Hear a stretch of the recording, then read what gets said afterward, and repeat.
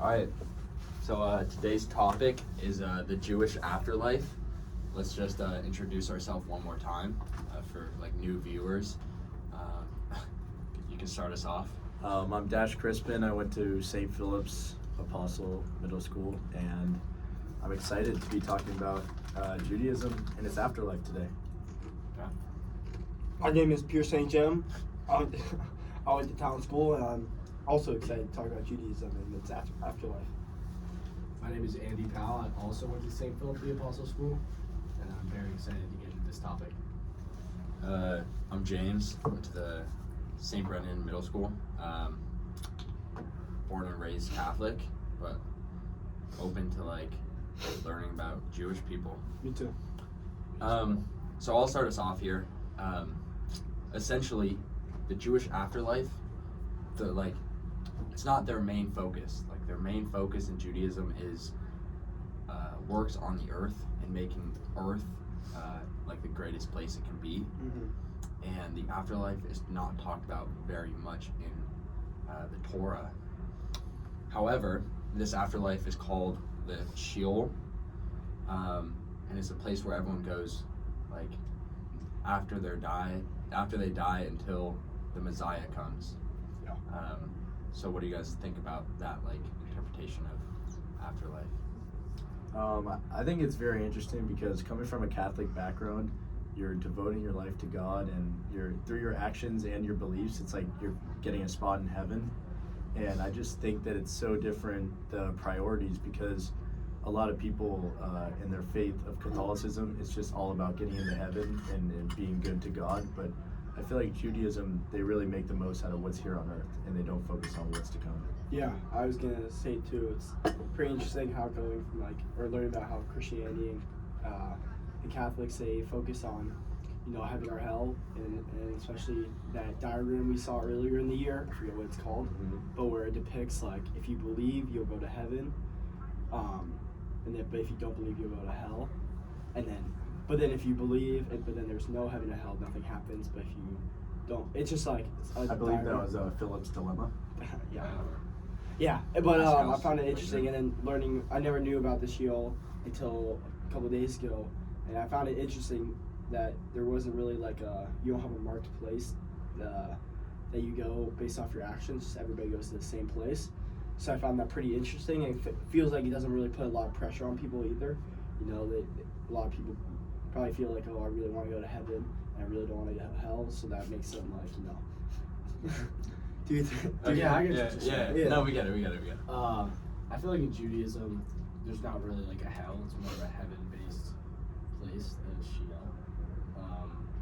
Whereas, Catholicism, more of heaven and hell, as Pierce would say. Yeah. No, I get that.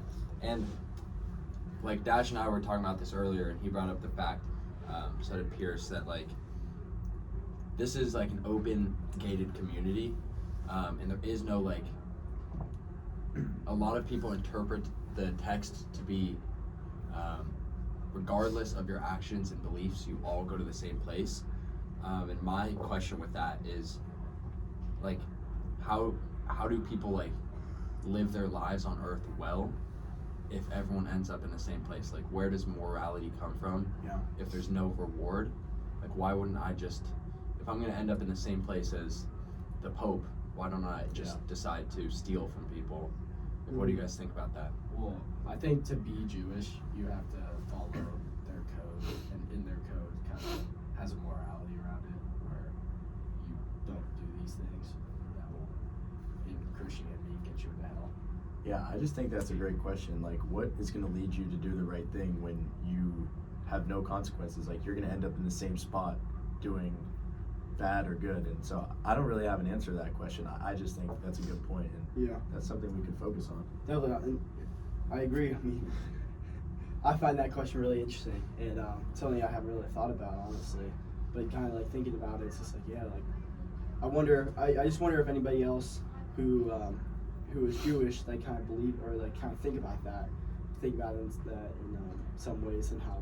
But I think if you're really devoted though, I think at one point you don't really think about that, and you're so focused on doing the good works that that stuff doesn't come into your mind. So. Yeah, I think Judaism is just centered on the power and the impact of an individual. And I was looking at some Judaism facts to deepen my understanding, and I saw a great metaphor. It was when a leaf falls to the ground, it doesn't just die, it actually makes the soil better for a tree and more plants to grow from it. Future generations. Yeah, future generations. Yeah. Yeah, I saw that. I saw the same thing. Mhm. Favorite quote, actually. Yeah.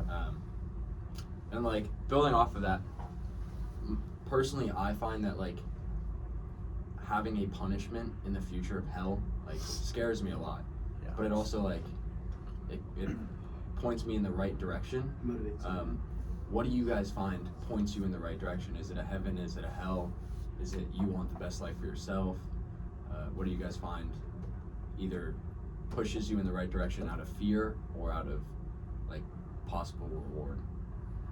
I mean, there's a couple ways you could look at it, but the way that I look at it is the glory of the afterlife. So I'm not really looking at hell like if I mess up and if I do bad things then I'm gonna go to hell. It's more so like I'm gonna be a good person and then I'm gonna be further rewarded with heaven. But I think, like Andy brought up, the code and the code of Judaism, it's like you should do good no matter what, and then your afterlife will be taken care of. Yeah, I think like the same thing. Like I kind of learned about that during the summer. Just about how like you can't really focus so much on like the bad things you might be doing, because that's just gonna, some of those things just kind of happen by nature, but more focus on the good works that you try to do, and then you're eventually be taken care of. And like Dash said, I think in Judaism it's pretty similar. So you, as long as you really focus on your, the good works you're doing, I think eventually you'll, if you keep practicing good works, all those bad things that might like poison your life, those won't be there at one point. So Yeah, like I feel like the community around you teaches you to do good, and if you just follow those rules, I guess, you'll be good. yeah. So just gonna follow up on that. Do you think that it's more important to have like a fear pointing you in the right direction of like, is it more important to have that hell that tells you not to do bad, or is it more important to have a heaven that tells you to do good? I think the heaven part is the bigger point, because you kind of want to get that reward or that stepping stone. Yeah, and I think it's like, I saw something about this, but a while back, but it's always been kind of in my mind. But it's like, if you kind of focus on the bad things or like what's gonna happen to you, like hell being like kind of like scaring you. If you focus on that, then a lot of the works you do, they may seem good in your mind, but truly they aren't like you aren't truly doing it. You're just more doing it just because you don't want to go to hell, which is like doing it for the right reasons. Yeah, I just don't think that's very. It's at one point it's not very moral or not very ethical. I think that Judaism just recognizes that if you're doing bad on earth, you're going to get punished on earth anyway. I feel like Catholicism, Christianity, if you do bad, it's like you're going to get punished in the afterlife by going to hell, but Judaism recognizes that if you're doing bad on earth, you're going to serve your time and you're going to get punished on earth. I agree that is a very big point of Judaism, that kind of like karma, bad luck, belief that you're either going to be filled with a guilty conscience that you stole from someone, even in the prison system.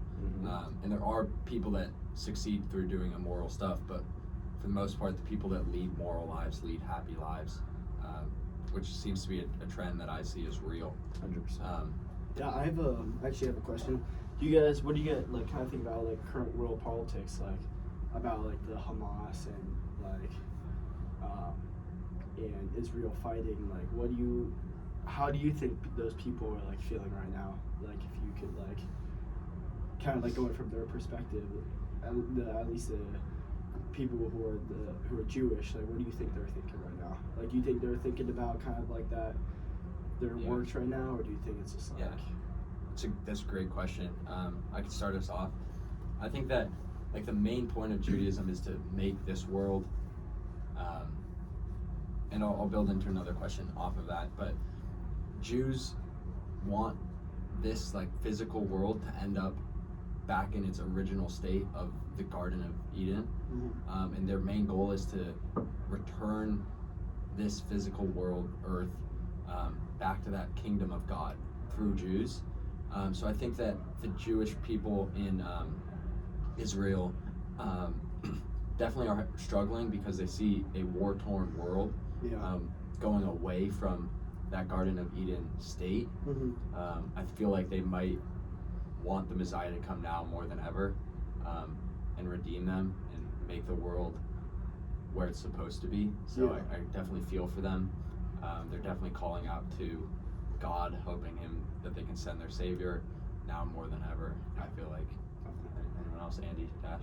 Yeah, I mean, first of all, it's very sad, and I think there's a lot of people that feel helpless, like there's not much they can do, and I think it just all boils down to the one question we've continued to ask ourselves throughout history: why do bad things happen to good people?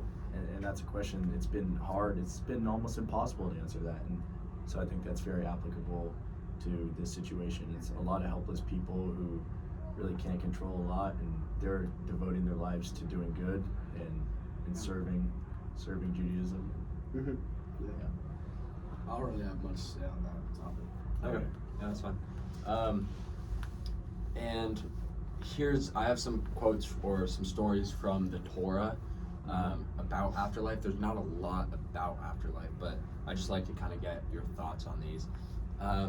So it says that Enoch, I think he was a prophet, he was told that he walked like with God, but that's all it says. Doesn't say much more else, doesn't give descriptions of where he was. Then there's Elijah, who was brought up to heaven in a chariot of fire. Doesn't really say much else than that. Doesn't give descriptions of heaven. And then there's the prophet Samuel, who was raised from the dead exactly 1 year or after he died. And the reason the Torah describes that the body dies, and for a year after, the soul remains like fluctuating between like going back to the body and roaming the world for a whole year. So you have a year to be revived. So what do you guys think about that? How the Torah talks about the Bible, or the Torah talks about afterlife, but not really giving many like describing words and imagery towards that. What do you guys think about? Is that on purpose? Is that by accident, or does that lead to anything? Well, I just think in the Torah and the creation of the earth, like in the book of Genesis, there's not really much on like visuals that we can see and ideas that we can understand. So I feel like the whole Torah, in the first three books at least, Genesis, Exodus, and Leviticus, it's just very bland, and you kind of have to take it how you want. We get some facts, like God created the earth in 7 days, but like you said, I just think that's super interesting. I think the books were written that way for a reason, so you can interpret those stories. But yeah, it is odd to me that there's not much description being given to us so that we can understand how these prophets and these people actually interacted with God. Yeah, I think it's the type of thing where it's like people can just interpret it themselves, and so they can feel like, oh, there's an exact place that's where when I die, there's an exact place I'm gonna go. They kind of just like let their imagination do the work. So that's kind of like how I think of it. But, yeah, it's kind of what Pierce was saying. The Torah is like a guide for the Jews, and I know there's like three main types of Judaism, and I have it written down here. Many Orthodox Jews believe that after they die, their physical body will be resurrected. Yeah. And I just think that links into the wrong questions. Yeah. And so there's like one other problem like that I kind of see in this Jewish afterlife. We can open it up this way, but so it's when the Messiah comes, it's unsure whether the world is going to become a Garden of Eden, and the physical bodies, or the spirits and physical bodies, will come back to the earth to live in peace like the Garden of Eden in the original book, or if they will go to a completely entirely like new realm of existence, new world, spiritual world, or if it will be this earth. And there's debate on that. Rabbis often like debate that. And it's also unknown if it's going to happen during the time of the Messiah or after the Messiah comes. Mhm. So like, if you guys have any interpretations or like Well, thoughts? I have more thoughts on the interpretations. That's kind of like tough. I feel like I got like look into it a little more. But you know, I have when we were learning about Orthodox, conservatives, and like reforms, like those different you know, those different beliefs that those people have, like, you know, the more traditional Jews are Orthodox, and it kind of goes down from there. But I was always wondering, like, I wonder if those people like think of it differently, like kind of what you were saying, like they have, like, I wonder if all those people have different views, and so yeah. I don't know. Any closing thoughts, Andy or Dash? No, I think Chris covered it. Yeah. It's a good question you asked. It's hard to get an answer to that. Mhm. Yeah, I often feel that like questions in religion, especially Judaism, is like very hard to answer, and that's why there's a lot of So broad. commentary and then commentary on Yeah. commentary. They keep adding to that, so I feel like that's honestly a strength of Judaism, that it's constantly changing. It's probably one of the reasons they survive Yeah. in, Yeah. in Definitely, Exodus. definitely. That's true. Right. Yeah, I feel like it's also a reason why there's like different types of Judaism. Yeah, Yeah. Mhm. yeah, definitely leads into I that. don't know what to believe. Yeah, And like if you go from rabbi to rabbi and you listen to everybody talk, the belief of afterlife, like you're not going to hear the same thing many times. It's like there's a lot. It's widespread. So Yeah. that's my closing thoughts. yeah. Yeah. Well, thank you. Yeah. Thank you, We'll Matt. talk to you guys next time.